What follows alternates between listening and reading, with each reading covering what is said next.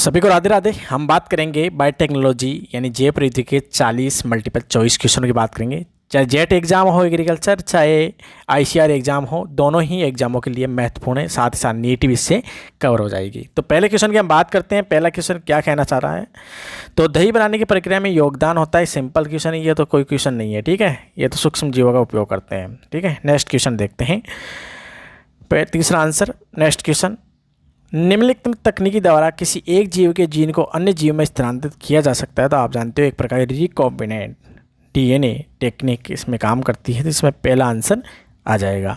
Next question की हम बात करते हैं, मेरिस्टेम संवर्धन के लिए पौधे का कौन सा भाग काम में लेते हैं। तो आप जानते हो मेरिस्टेम संवर्धन के लिए यानी विभुजत्तक संवर्धन कल्चर के लिए आप जानते हो तने के शीर्ष या कक्ष भाग का काम में लिया जाता है। चौथा आंसर आ जाएगा। नेक्स्ट क्वेश्चन की हम बात करते हैं, पादप भ्रूण संवर्धन की शुरुआत किसने की थी। तो आप जानते हो ई हैनिंग ने इसकी खोज की थी। चौथा आंसर आ जाएगा। नेक्स्ट क्वेश्चन की हम बात करते हैं, स्थानांतरित टीडीएनए का लगभग माप होता है। तो ये स्थानांतरित टीडीएनए की बात करें तो इसकी माप जो होती है वो 23 kb किलोबेस होती है। तीसरा आंसर आ जाएगा। नेक्स्ट क्वेश्चन, छठा क्वेश्चन कहना चाह रहा है कि भारत में पराग संवर्धन किसके द्वारा किया गया। तो आप जानते हो गुहा में माहेश्वरी द्वारा किया था। वेरी इंपॉर्टेंट है ये, जेट और आईसीआर एग्जाम के लिए महत्वपूर्ण होने वाले हैं। जल्दी जल्दी कवर कर लें इन क्वेश्चनों को, कुछ क्वेश्चन मिल जाएंगे आपको एग्जाम में। अगुणित पादप उत्पादन के लिए संवर्धन की कौन सी विधि उपयोगी। तो आप जानते हो इनमें दिख रही है ना, अंडा से संवर्धन, ये तो सब द्विगुणित है। तो परागकण क्या है, अगुणित होते हैं, ठीक है। दूसरा आंसर आ जाएगा। नेक्स्ट क्वेश्चन की हम बात करते हैं, आठवां क्वेश्चन है, एक पूर्ण सशक्त कोशिका होती है तो एक पूर्ण जीव को उत्पन्न करने की क्षमता रखती है, जिसे हम टोटिपोटेंसी बोलते हैं। पहला आंसर आ जाएगा।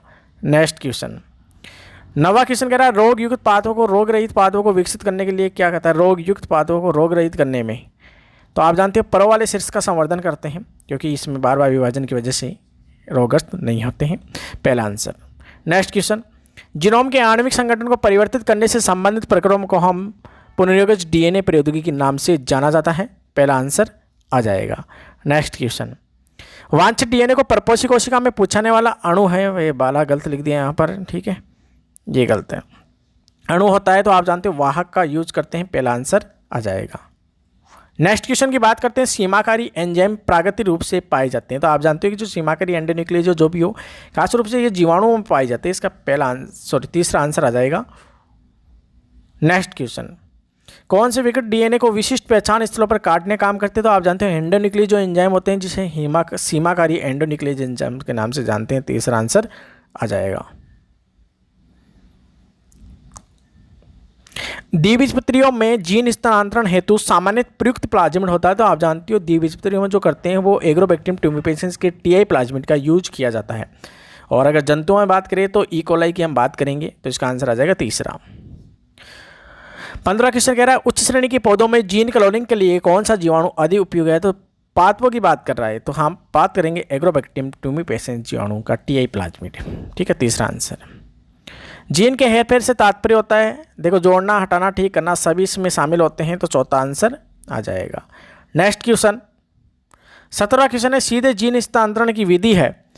तो जीनगन, लाइपोसोम, सूक्ष्म इंजेक्शन, उपयोग, सभी ये सभी विधियां हैं जो डायरेक्ट क्या है वांछित या पुनर्योगज डीएनए को प्रवेश करा सकते हैं। नेक्स्ट क्वेश्चन, एग्रोबैक्टीरियम से प्राप्त वाहक को हम टीआई प्लाज्मिड के नाम से जानते हैं। वेरी इंपॉर्टेंट है। और एग्रोबैक्टीरियम ट्यूमिपेशंस को आनुवंशिक अभियांत्रिका, प्राकृतिक अभियंता यानी इंजीनियर भी कहा जाता है।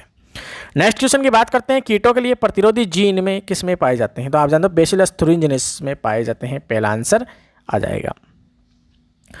नेक्स्ट क्वेश्चन, फ्लेवर सेवर टमाटर की विशेषता उसमें ये है कि उसकी कठोर फलवृत्ति है ना पाई जाती है, क्योंकि इसमें जो एंजाइम था उसकी सक्रियता को कम कर दिया था, ठीक है। पहला आंसर। नेक्स्ट क्वेश्चन, और कमेंट सेक्शन बताना उसके एंजाइम का नाम क्या था।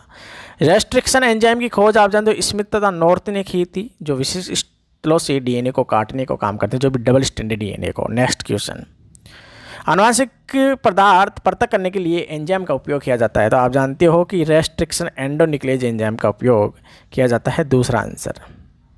नेक्स्ट क्वेश्चन, निम्न में से किसके द्वारा पादपों और जंतुओं को इच्छित लक्षणों के साथ प्रजनन करना संभव हुआ। तो वह आनुवंशिक इंजीनियरिंग द्वारा संभव हुआ। पहला आंसर। नेक्स्ट क्वेश्चन, आनुवांशिक अभियांत्रिकी में प्रयोग होने वाले दो महत्वपूर्ण हैं, एक तो ई कोलाई, एक एग्रोबैक्टीरियम ट्यूमिपेसियन जीवाणु। दूसरा आंसर आ जाएगा इचीरिया कोलाई और एग्रोबैक्टीरियम ट्यूमिपेसियन, दूसरा आंसर। नेक्स्ट क्वेश्चन, 25वां क्वेश्चन कहना चाह रहा है कि आनुवांशिक अभियांत्रिकी में मॉलिकुलर सीजर यानी आणविक केंचुए के नाम से एंडोन्यूक्लियस एंजाइम को जाना जाता है। वेरी इंपॉर्टेंट, चौथा आंसर आ जाएगा। आपको लग रहा है कि बहुत फास्ट पता नहीं है, फिर आप स्पीड कम कर सकते हैं, ठीक है, कर लेना आप। यूट्यूब आप देखो जहाँ भी वीडियो चल रहा है उसके ऊपर है ना सेटिंग का सिंबल आ रहा है, उस पर जाइए और स्पीड कम करने का ऑप्शन आता है जो आप स्पीड कम कर सकते हैं। Next question, restriction endonuclease enzyme का प्रमुख कार्य होता है, तो आप जो डबल स्ट्रैंडेड डीएनए को काटने का काम करता है। दूसरा आंसर आ जाएगा। आनुवांशिक अभियांत्रिकी में निम्न में से किसकी आवश्यकता होती है, तो आप जानते हो कि किसकी आवश्यकता नहीं होती है। थोड़ा क्वेश्चन अजीब था, नहीं होती है, ठीक है, चौथा आंसर आएगा। 28वां क्वेश्चन, ह्यूमुलिन आप जानते हो एक प्रकार का मानव इंसुलिन है, ठीक है, वेरी इंपॉर्टेंट। 29वां क्वेश्चन, बायोपायरेसी संबंधित आप जानते हो बिना अनुमति के किसी चीज़ का हम उपयोग नहीं कर सकते हैं, जिसे कॉपीराइट का उल्लंघन बोलते हैं, बायोपायरेसी बोलते हैं एक प्रकार से, तो ये उपयोग सभी आ जाएगा, चौथा आंसर। एनसीईआरटी की लाइन है।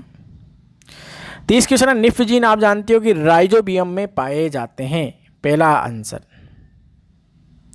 इंटरफेरोन है प्रति विषाणु प्रोटीन होते हैं जो हमारी कोशिका द्वारा स्रावित करते हैं जब विषाणु हमारे शरीर में प्रवेश कर जाते हैं।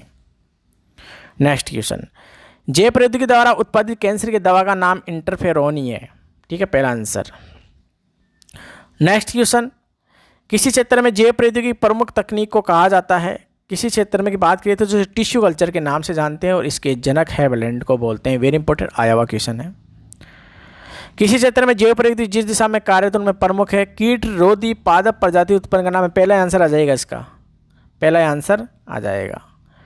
नेक्स्ट क्वेश्चन, पादप संवर्धन का जनक माने जाते हैं गोटलिब हैविलैंड को बोलते हैं, दूसरा आंसर। नेक्स्ट क्वेश्चन, कीट प्रतिरोधी बीटी जीन निम्न से पाया जाता है, तो बीटी का मतलब बैसिलस थुरिनजेंसिस जीवाणु होता है, तो दूसरा आंसर आ जाएगा इसका। नेक्स्ट क्वेश्चन, गोल्डन राइस में निम्न से विटामिन ए की मात्रा बढ़ाई गई थी, पहला आंसर। बीटी जीन युक्त कपास कहलाती है, इसका आंसर आप बताओगे कि किलर कॉटन बोलते हैं कि गोल्डन कॉटन बोलते हैं, इसका आंसर आपके लिए छोड़ा जाता है। वैसे तो मैं तो बता दूंगा इसमें क्या है, ठीक है, आपके लिए छोड़ रहे हैं क्वेश्चन, ठीक है। Next question, Ian Wilmut, comment section में बताना है इसको आपको। इयान विल्मुट द्वारा प्रथम बेड के क्लोन को डॉली बेड के नाम से जाना जाता है, ठीक है, दूसरा आंसर। नेक्स्ट क्वेश्चन, जैव प्रौद्योगिकी शब्द का सर्वप्रथम प्रयोग किसके द्वारा किया गया था, तो कार्ल एरिकी के द्वारा किया गया था, कार्ल एरिकी द्वारा, ठीक है। तो ये थे बायोटेक्नोलॉजी के 40 महत्वपूर्ण एमसीक्यू। इसी प्रकार और भी हम वीडियो इस पर बना रखे हैं, आप देख सकते हो दिनेश कुमार क्लासेस पर। मिलेंगे नई वीडियो के साथ, सभी को जय हिंद, जय Bharat, Radhe Radhe. Like share subscribe करना ना भूलिए।